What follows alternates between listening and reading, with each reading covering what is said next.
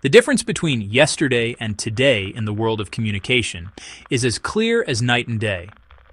Before, there was a one-way flow of information. Today, there's an endless conversation with millions of voices taking part. This change hasn't just affected technology, it has completely reshaped how organizations handle public relations.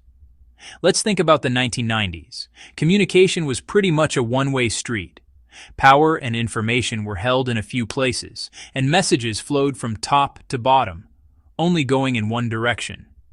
Governments would speak through press conferences and official announcements, letting people know their decisions. Companies would show off their products with fancy commercials and newspaper ads, carefully building their brand image. And the public, that's us, would just passively listen, watch, and read these messages. Giving feedback was slow, a lot of work, and very limited. Today, communication is a conversation. It's like a huge group chat with millions of people involved. Now, everyone has a microphone, a stage, and something to say. This big change has rewritten the rules for public relations. The controlled messages of the past have been replaced by instant and unpredictable conversations. Back then, if I wanted to reach an organization or a newspaper, I'd write a letter, send a fax, and patiently wait by the phone for a reply. I couldn't be sure if my message got through or if it was taken seriously if it did. Newsrooms were the gatekeepers of information. They decided which news would be published and which voices would be heard. Public relations mostly meant sending out press releases, holding press conferences, and presenting a perfect one-way company image to the public. The organization had all the control. But what about now? Now, to share an idea, I just post something, tag the relevant organizations and people, and I can even organize an event or campaign using digital tools. And most importantly, I can instantly measure the impact of these efforts, who they reached, and what kind of reaction they caused. New media took the megaphone from the few and gave microphones to everyone. This meant power was shared again. Now, communication isn't just a straight line from one point to another. It's a complex web where every point is connected. Let's explain this change in simpler terms. We have three main ideas. First, there's easy access and no need for a middleman. I don't need a newsroom's approval to get my message out to many people anymore. Every person, every organization has become their own publisher. The traditional media gatekeepers are no longer the only authority. Second, it's not always live, and it's all about feedback. Conversations don't have to happen right away. A single tweet can turn into a big discussion days later. An announcement about a policy change can start a feedback loop that lasts for weeks. The conversation never ends. It's always renewing and growing. Third is participation and many directions. Communication no longer just flows from an organization to a citizen. It can flow from a citizen to a ministry, from consumer to consumer, and even from an influencer to an international organization. Everyone is both a receiver and a sender. This new way of doing things has changed public relations from trying to convince people one way to a two-way, balanced communication based on mutual understanding. Actually, this isn't a new idea. James Grunig's excellence theory predicted years ago that ideal public relations should be like this. The internet and social media have turned this theory from just an ideal into something absolutely necessary. So, who changed and how during this process? Let's see how different groups have adapted to this new setup. Government agencies can no longer just announce things. They also have to be moderators who listen and manage conversations. Open email inboxes, live Q&A events, and clear data dashboards have become the tools for this new role.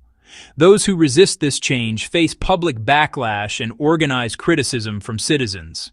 The private sector, meaning brands, has stopped being just an abstract brand voice and has become a partner that chats with its customers. Now, products are not just made for customers, but with customers, influencers, and sometimes even with those who criticize them. Ignoring complaints doesn't just mean losing one customer. It also means leaving a permanent mark in digital memory.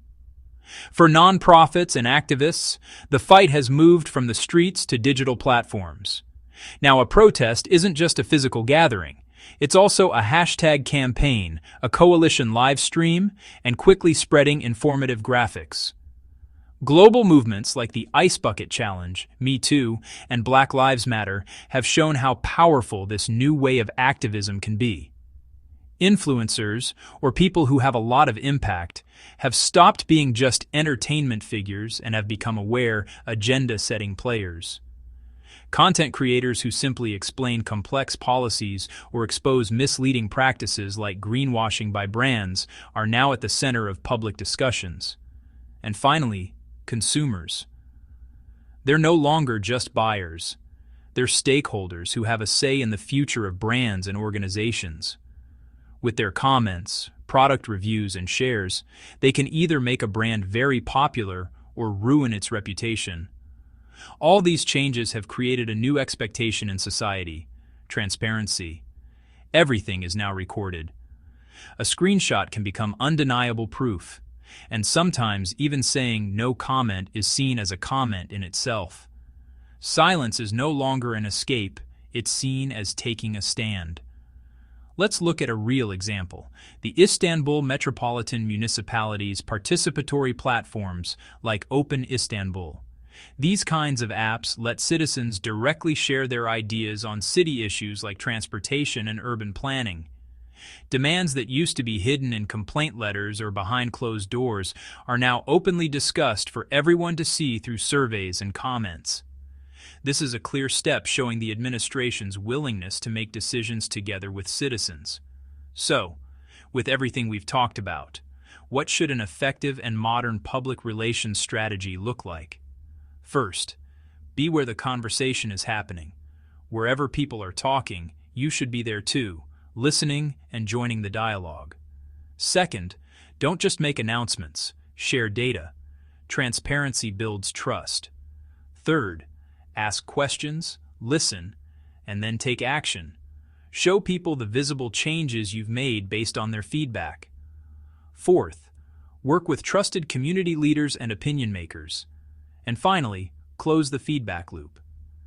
Make people feel like they're part of the process by saying, "You said this and we did that. Here are our next steps." The shift from monologue to dialogue isn't just a technology update, it's a fundamental change in mindset.